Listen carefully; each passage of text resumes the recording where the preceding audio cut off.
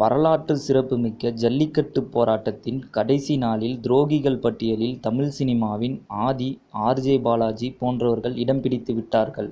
இந்த நிலையில் அதை உறுதிப்படுத்தும் விதமாக முதல்வர் பன்னீர்செல்வம் ஆதியை ஜல்லிக்கட்டுக்காக போராடியவராக சான்றிதழ் அளித்தது கொந்தளிப்பை ஏற்படுத்தியுள்ளது மாணவர்கள் மத்தியில். காரணம், எந்த ஒரு தலைவரின் தூண்டுதலுமின்றி தன்னிச்சையாக மெரினாவிலும் அலங்காநல்லூரிலும் கூடி போராட்டம் நடத்தினர் மாணவர்கள். இந்த பெருமையை தனிநபர்கள் சிலருக்கு தாரை வார்க்க பார்க்கிறது தமிழக அரசு என்ற மனநிலை மக்கள் மனதில் அழுத்தமாக பதிய ஆரம்பித்துள்ளது.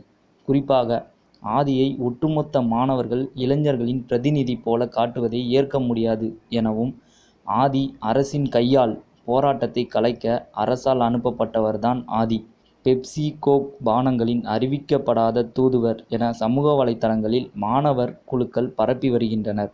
இதனால் ஆதிக்கு திரையுலகிலும் எதிர்ப்பு கிளம்பியுள்ளது. அவர் மீசையை முறுக்கு என்ற படத்தில் நடித்து இயக்கியும் வருகிறார். சுந்தர் சி இப்படத்தை தயாரித்து உள்ளார்.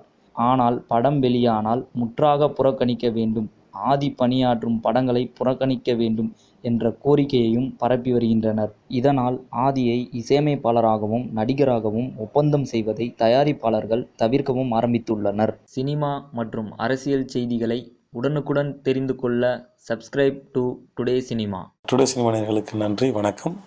Please subscribe to today cinema.